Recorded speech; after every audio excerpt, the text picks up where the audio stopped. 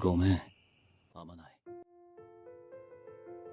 Muy buenas a todos y bienvenidos familia al canal Digna Anime. Hoy vamos a profundizar en uno de los personajes más intrigantes del anime contemporáneo, Gojo Satoru. Sé que este personaje si por algo destaca es por su fuerza o por su apariencia física, pero hoy no vamos a hablar mucho sobre lo externo, sino que vamos a introducirnos de lleno dentro de la mente de Gojo para responder a aquella pregunta que su gurú Geto le hizo en su día.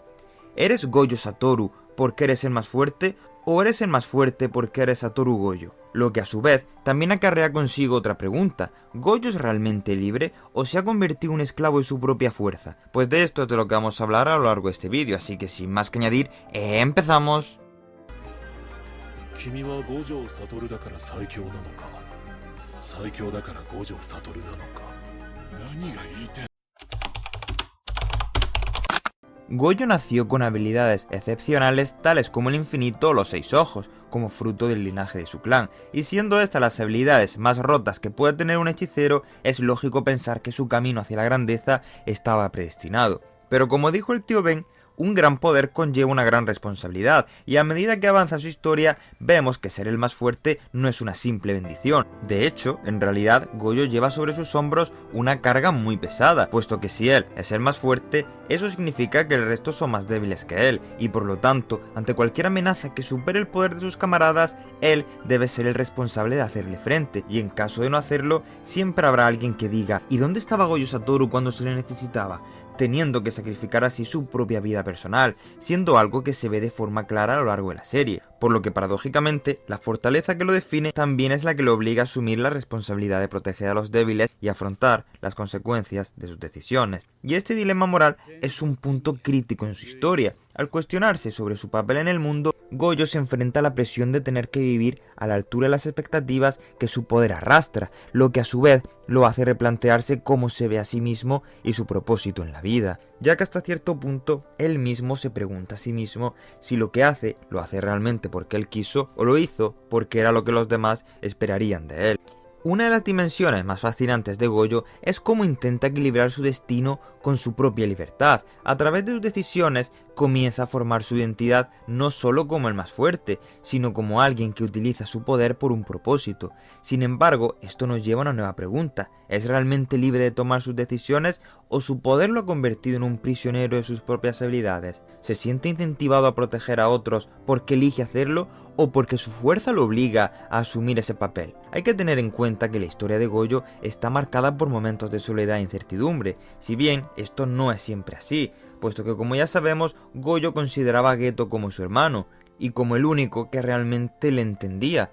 y por lo tanto, la única persona a la que su opinión realmente le importaba. Lo que hizo que esta pregunta de la que hablábamos al principio le afectase profundamente, ya que Geto era la única persona que podía llegar a la mente de Gojo, puesto que siempre fueron el número 1 y el número 2, el único que se encontraba en la misma situación de Gojo, solo que este decidió no utilizar su fuerza para hacer lo que se esperaba de él, sino todo lo contrario, mostrándole que su fuerza no le genera cadenas, sino que más bien le da la libertad para hacer lo que él quiere, ya que en el fondo absolutamente nadie puede contradecir sus decisiones, ya que de lo contrario los demás tendrán de enemigo a alguien que no puede vencer. Y es desde entonces que Gojo deja de ser un sujeto pasivo y empieza a utilizar su poder sin recibir órdenes para poder cumplir sus propios objetivos. Y a su vez este dato es fortalecido a lo largo del arco de Shibuya, ya que como vemos, cuando Gojo escucha a Geto hablar, se rompe y esto hace que acabe cayendo en su trampa. Pero retomando el tema del vídeo, en este caso el objetivo de Gojo es fortalecerse para cuidar de aquellos con los que ha establecido sus vínculos, y esto a su vez se entrelaza con el hecho que comentábamos anteriormente de que la fuerza de Gojo es lo que le otorga su libertad, creándose así la figura de Itadori, ya que como sabemos, Gojo es literalmente el único obstáculo para que Itadori no hubiese sido ejecutado mucho antes del incidente de Shibuya, y a lo largo de su búsqueda por entenderse a sí mismo, Gojo forja un camino que combina su talento natural para la hechicería con su autofortalecimiento y la voluntad de enfrentar a sus demonios y temores internos nacidos de aquellas decisiones en las que se equivocó, ya que como sabemos, aunque Gojo se ve a sí mismo como un dios por culpa de la imagen que los demás tienen de él, este en muchas ocasiones se equivoca, pero cuando este se equivoca, mucha gente muere, y esto se nos refleja constantemente en la obra de Jujutsu Kaisen. Cada vez que Gojo comete una decisión errónea, acaba pagando las consecuencias muy caras. Ya no solo, como decíamos en el arco de Shibuya,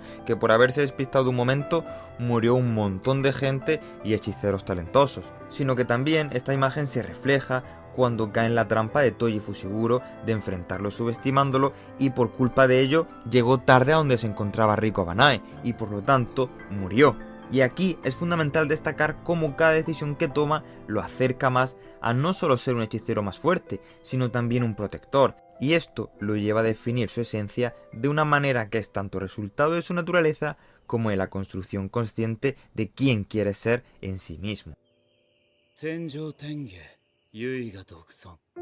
Por lo que en definitiva, podemos decir que Gojo no es una fuerza predefinida, sino una obra en constante construcción. Una identidad que se construye activamente. Si bien puede haber nacido con un potencial enorme, su verdadero poder y su verdadero ser, como el más fuerte, se define de su voluntad para enfrentarse a cada obstáculo. En este punto podemos incluso compararlo con Kakashi, en el sentido de que Gojo lo tuvo todo para convertirse en un villano y no lo hizo, ya que realmente, aunque se le imponía esa responsabilidad de proteger a todos, esta presión podría haberle superado, ya que, como decimos, cuando Gojo falla, muere gente, y podría haberse rebelado contra aquellos que, a pesar de ser más débiles, se atrevían a intentar mandar sobre él y echarle la culpa de los problemas, y más cuando las decisiones que tomaban las altas esferas no siempre eran las correctas. Por lo que está claro que Gojo podría haber degenerado en algo similar al patriota de The Boys, ya que motivos no le faltaban al ver cómo sus compañeros eran lanzados a una muerte segura y su mejor amigo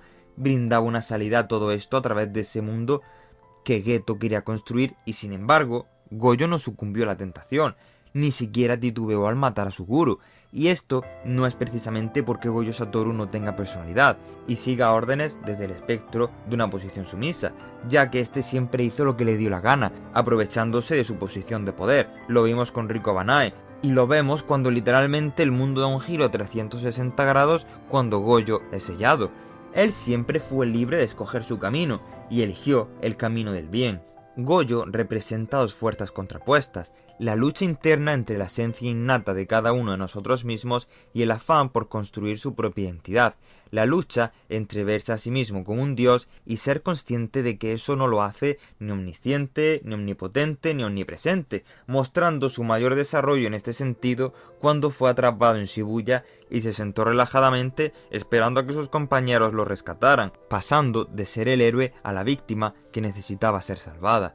Por lo que, para responder a la pregunta de su gurú Geto, habría que entender primero qué es ser el más fuerte, y es que ser el más fuerte se convierte en un acto de equilibrio, no únicamente en un destino, sino en una conquista diaria. Gojo Satoru es Gojo Satoru porque cada día conquista su propia fuerza y le da un propósito basándose en sus propias experiencias y en un camino de introspección, luchando por una meta por la cual su fuerza no es más que una mera herramienta y no algo que lo define, puesto que incluso atrapado sin poder usar ese poder, Gojo no dejó de ser Gojo, y la fuerza de Gojo resuena en los dilemas que todos enfrentamos. ¿Elegimos nuestras identidades o estamos atrapados en los papeles que otros nos dictan? Así que, a medida que cerramos este análisis, te invito a reflexionar sobre tu propia identidad. ¿Eres quien eres por aquello con lo que viniste a este mundo o por las decisiones que has estado tomando en tu vida cotidiana? Puesto que todos venimos con unas cartas, pero nosotros somos quienes decidimos cómo jugar. Como Gojo Satoru, tú también puedes encontrar poder en tus elecciones. En su esencia, Gojo es tanto el resultado de su destino como un creador de su propio camino. Es un recordatorio de que ser fuerte no es solo un atributo físico, sino una manifestación de libertad y de cómo decidimos utilizar la fuerza y la influencia que tenemos. Y dejamos en el aire una última pregunta. ¿Crees que Gojo Satoru finalmente se liberó de las cadenas de su propio poder o siguió luchando con el peso de la soledad? Cuéntamelo en los comentarios y no olvides darle a like a este vídeo y suscribirte para más contenido apasionante sobre el mundo del anime. Así que nos vemos en el próximo vídeo. Hasta pronto.